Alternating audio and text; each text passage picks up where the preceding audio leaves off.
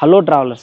பொதுவாகவே பெருமாள் கோயில்களில் பார்த்தீங்க அப்படின்னா வைகுண்ட ஏகாதசி அப்போ தான் வந்துட்டு சொர்க்கவாசல் திறப்பாங்க. ஆனால் இந்த கோயிலில் மாசி மாதத்தில் தேய்பிரையில் தான் வந்துட்டு சொர்க்கவாசல் திறப்பாங்க. இந்த கோயில் எங்கே இருக்குது அப்படிங்கிறதையும் இந்த கோயிலோட வரலாறு என்ன அப்படிங்கிறதையும் ரொம்ப தெளிவாக டீட்டெயிலாக இந்த வீடியோவில் பார்க்கலாம். இந்த மாதிரி ஆன்மீக தகவல்கள் கோயிலோட வரலாறுகள்லாம் நீங்கள் தெரிஞ்சுக்கணும்னு நினச்சின்னா மறக்காம நம்ம சேனலை சப்ஸ்கிரைப் பண்ணி வச்சுருங்க. இந்த வீடியோ வந்து உங்களுக்கு பிடிச்சிருந்துச்சு அப்படின்னா வீடியோக்கு ஒரு லைக்கை போட்டுருங்க.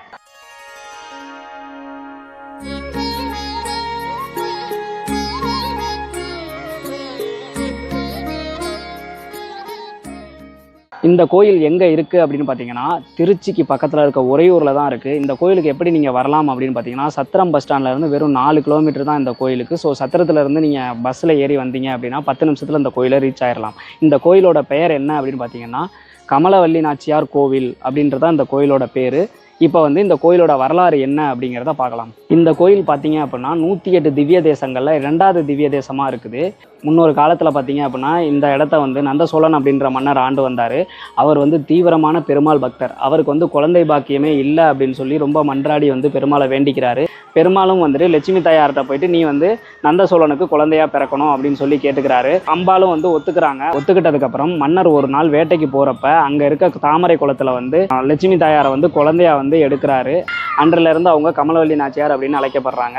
அப்படி இருக்கிறப்ப அவங்க பெரிய பொண்ணு ஆயிடுறாங்க. பெரிய பொண்ணு ஆனோம் அதுக்கப்புறமேட்டு பெருமாளும் வந்துட்டு நேரம் வந்துருச்சு அப்படின்னு சொல்லிட்டு குதிரையில் வந்துட்டு ஒரு அரசன் போல் வந்து அவங்க உலாவிக்கிட்டு இருக்கிற பூந்தோட்டத்து சைடில் வந்து போகிறாரு. அவங்கள பார்த்தோன்னே இவர் தான் என்னோட மணவாளன் அப்படின்றத கமலவல்லி நாச்சியார் முடிவு பண்ணிடுறாங்க. அதுக்கப்புறமேட்டு பெருமாளோட நினைப்பிலேயே அவங்க இருக்கிறாங்க. அப்படி இருக்கிறப்போ ஒரு நாள் அரசரோட கனவுல வந்து உன்னோட மகளை வந்து எனக்கு கல்யாணம் பண்ணி வை அப்படின்ற மாதிரி கேட்டுக்கிறாரு. அடுத்த நாள் காலையில் எந்திரிச்சோடனே நந்த சோழன் வந்து கமலவல்லி நாச்சியாரை வந்து கூட்டிக்கிட்டு ஸ்ரீரங்கத்துக்கு வந்து போகிறாரு. ஸ்ரீரங்கம் கோவிலுக்கு போனதுக்கு அப்புறமேட்டு அதுவும் மணக்கோலத்தில் கூட்டிகிட்டு போகிறாரு. அங்கே போயிட்டு கமலவல்லி நாச்சியார் வந்து நிறையா பாடல்கள் பாடி ஸ்ரீரங்கம் பெருமாளோட இணைஞ்சிடுறாங்க. அதை பார்த்துக்கிட்டு இருந்த நந்த சோழன் ரொம்ப சந்தோஷத்தோடு வந்து இங்கே வந்து இந்த கோயிலை வந்து அவரோட மகளுக்காக எழுப்புறாரு. இந்த கோயில் தான் கமலவல்லி நாச்சியார் கோவில்.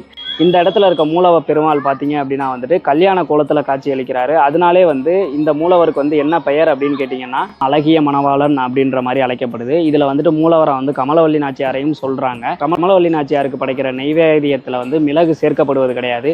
பொதுவாகவே எல்லா பெருமாள் கோயில்கள்லையுமே துளசியும் குங்குமமும் தான் பிரசாதமாக தருவாங்க. ஆனால் இங்கே வந்து பார்த்தீங்க அப்படின்னா வந்துட்டு சந்தனத்தை வந்து பிரசாதமாக தர்றாங்க. வேறு எந்த கோயில்களையும் இல்லாத இது ஒரு சிறப்பு. அது மட்டும் இல்லாமல் மார்கழி மாதம் வைகுண்ட ஏகாதசிக்கு தான் வந்து எல்லா கோயில்லையுமே பொதுவாகவே சொர்க்கவாசல் திறப்பாங்க. ஆனால் இங்கே வந்து பார்த்தீங்க அப்படின்னா மாசி மாதத்தில் வந்து தேய்பிரையில் வந்து சொர்க்கவாசல் திறக்கிறாங்க. அது மட்டும் இல்லாமல் ஸ்ரீரங்க பெருமாள் வந்து வருஷத்துக்கு ஒரு முறை வந்து ஆற்ற கடந்து இந்த கோயிலுக்கு வந்துட்டு போகிறதா வந்து ஐதீகம் இருக்குது. அது மட்டும் இல்லாமல் 108 திவ்ய தேசங்களில் இது 2வது திவ்ய தேசமாக கருதப்படுது. நீங்கள் உறையூர் கமலவல்லி நாச்சியார் கோயிலுக்கு வந்தீங்க அப்படின்னா சுற்றி வரையில் பார்த்தீங்க அப்படின்னா இந்த சைடு ஒரு ராமானுஜர் சன்னதி தனியாக இருக்கும். இந்த இடத்துல ஒரு ராமானுஜர் சிலை இருக்கும். அது மட்டும் இல்லாமல் நீங்கள் சுற்றி வரையில் இந்த இடத்துல பார்த்தீங்க அப்படின்னா வந்துட்டு இவர் யார் அப்படின்னு பார்த்தீங்கன்னா காஞ்சிபுரத்தில் இருக்கிற வரதராஜ பெருமாள் வந்து இங்கே வந்து இருக்கிறாரு. இது பார்த்தீங்கன்னா சின்ன ஒரு குகை மாதிரி இருக்குது, அதுக்குள்ளே இருக்கிறாரு. இவரை வந்து பார்த்து தரிசனம் பண்ண மறந்துடாதீங்க. இந்த கோயிலுக்கு நீங்கள் வந்தீங்க அப்படின்னா இந்த கோயிலுக்கு ரொம்ப பக்கத்தில் இருக்குது, அது வெறும் 1/2 கிலோமீட்டர் தொலைவில் இருக்க உறையூர் வெக்காளியம்மனையும் தரிசிச்சுட்டு நீங்கள் கிளம்பலாம். ஸோ இந்த கோயிலுக்கு உங்களால் வர முடிஞ்சிச்சு அப்படின்னா கண்டிப்பாக மிஸ் பண்ணாமல் வந்துருங்க. இந்த கோயிலில் என்ன ஸ்பெஷல் அப்படின்னு கேட்டிங்கன்னா பெருமாள் வந்து கல்யாண கோலத்தில் இருக்கிறதுனால கல்யாண தடை இருக்கிறவங்க, கல்யாணத்தில் தோஷம் இருக்கிறவங்க, கல்யாணம் ஆகாதவங்க இருக்கிறவங்க யாராக இருந்தாலும் சரி இந்த கோயிலுக்கு வந்துட்டு சாமியை தரிசிச்சுட்டு போனீங்க அப்படின்னா உங்களுக்கு கல்யாணம் கூடிய சீக்கிரமே நடக்கும் அப்படின்னு நம்பப்படுது. ஸோ இந்த 108 திவ்ய தேசங்களை 2வது திவ்ய தேசமாக இருக்க இந்த கோயிலுக்கு வந்து நீங்கள் வர தவறாதீங்க. சான்ஸ் கிடச்சிச்சின்னா கண்டிப்பாக வாங்க. ரொம்ப அற்புதமாக இருக்குது. இந்த மாதிரி கோவில்களை பற்றிய வரலாறுலாம் நீங்கள் தெரிஞ்சுக்கணும் அப்படின்னு மறக்காம நம்ம சேனலை சப்ஸ்கிரைப் பண்ணி வச்சுக்கோங்க. இந்த வீடியோ உங்களுக்கு பிடிச்சிருந்துச்சு அப்படின்னா ஒரு லைக்கை போட்டுருங்க. மீண்டும் ஒரு வீடியோவில் சந்திப்போம். பாய்.